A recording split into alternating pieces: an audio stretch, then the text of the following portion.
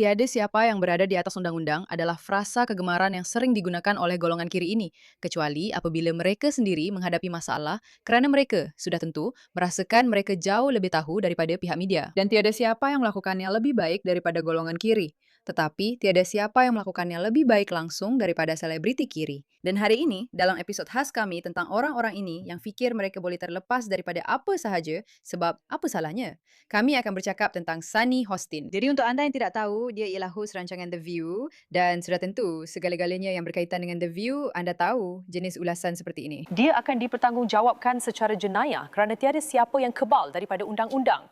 Tiada siapa yang kebal daripada undang-undang. Tiada siapa yang kebal daripada undang-undang. Sudah tentu, kita akan tonton keseluruhan klip sebentar lagi. Di sini, dia bercakap tentang Trump kerana dia seorang penjenayah dan tiada siapa yang patut kebal daripada undang-undang. Tetapi sekarang, apabila anak lelakinya menghadapi masalah undang-undang, dia fikir bahawa dia berada di atas undang-undang. Berikut adalah butiran kisah ini. Tiada siapa yang kebal daripada undang-undang. Kami telah didakwa, kami sudah selesai dengan senjata itu. Lonnie Hostin dari The View. Dia nampaknya cuba menggunakan status selebritinya untuk menyelamatkan anak lelakinya daripada dakwaan kegiatan jenayah itu. Sekarang, untuk memberi gambaran kepada Anda, anak lelakinya sedang berlari dan didakwa menceroboh harta persendirian. Dan apabila dia dihentikan oleh polis, kalau tak silap dia berumur 24 tahun, dia terus menghubungi ibunya yang terkenal itu. Dia menghubungi ibunya untuk datang ke tempat kejadian dan membantunya. Sekarang, menurut sumber kami, dia terus muncul dan mula berkata, "Kamu tahu siapa saya?" Okey, selain daripada hakikat bahawa ya itulah yang dilakukan yang sangat memalukan, lelaki ini belajar di Harvard dan anda akan atau pernah belajar di Harvard. Dan anda akan fikir seseorang yang berjaya masuk ke Harvard mampu menguruskan perkara sendiri. Tapi tidak. Kita semua tahu bagaimana dia boleh masuk ke Harvard. Saya Sunny Hostin dari The View. Saya adalah salah seorang pengacara bersama di The View. Saya tak peduli kalau awak Humpty Dumpty sekalipun. Anak awak menceroboh. Anak awak memang betul-betul menceroboh. Dan awak adalah pakar undang-undang di The View. Jadi sekarang, Sunny Hostin dan semua pakar undang-undangnya. Dia adalah pakar undang-undang di The View. Wah, itu membuatkan seluruh cerita ini jadi lebih teruk. Saya tak tahu sebab saya lebih rela makan cicak daripada menonton The View. Kepakaran. Dia telah memutuskan untuk mewakili anak lelakinya dalam kes mahkamah ini, dalam kes pencerobohan ini. Dan dia telah menghantar surat, betul? Dia telah menghantar surat kepada pendakwa raya daerah yang pada dasarnya berkata, anak saya adalah graduan Harvard, anak saya adalah atlet Olimpik Junior, dia adalah warga negara yang cemerlang. Biar saya jelaskan satu persatu. Anak awak graduan Harvard, tapi dia tak boleh baca papan tanda larangan menceroboh. Inilah sebabnya awak tak patut hantar anak ke Universiti Ivy League, faham? Maksud saya link memang betul, kita akan dengar komen dia yang lain sekejap lagi. Tapi saya nak kita tengok dulu apa yang sebenarnya berlaku di acara ini. Korang dah bersedia? Sakit betul nak tengok. Biasanya, ia adalah pertuduhan kesalahan kecil. Kita ringankan kepada satu pelanggaran saja. Okey? Saya tahu awak marah.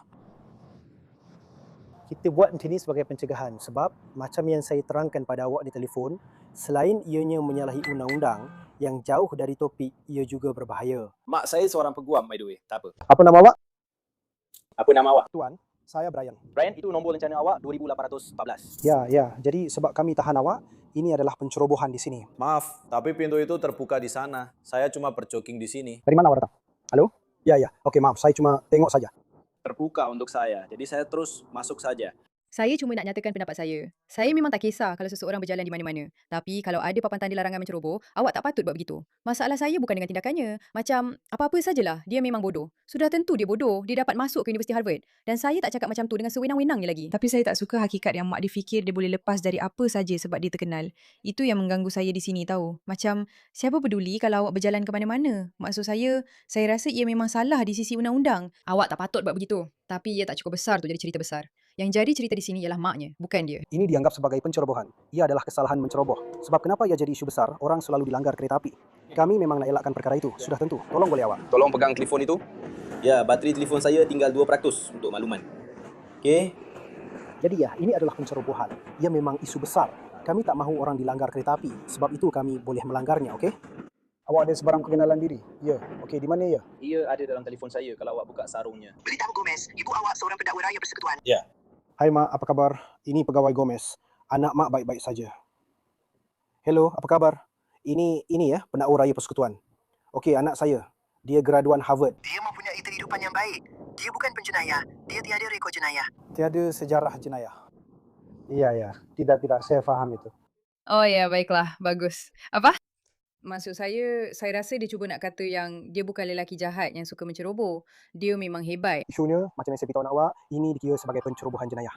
Jadi selain ia menyalahi undang-undang, sebenarnya sangat berbahaya untuk dia berlari di atas landasan kereta api. Awak tahu, memang selalu ada orang yang dilanggar. Baiklah, Mari telefon ibu saya. sudah tentu dia ada. Hai Mak. Hai, Mak. Hai mak, hai mak, hai mak. Saya perlukan bantuan mak, mama.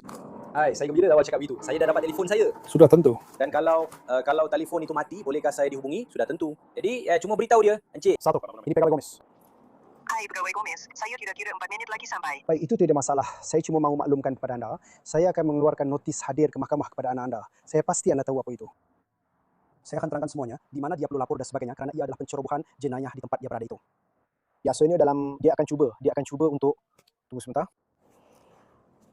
Biasanya ia adalah kesalahan kecil. Jelas sekali, kami kurangkan kepada pelanggaran saja kerana dia dengar cakap dia tiada rekod jenayah.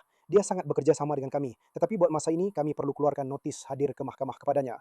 Pegawai, Adakah itu benar-benar perlu? Ini budak yang tak buat apa-apa.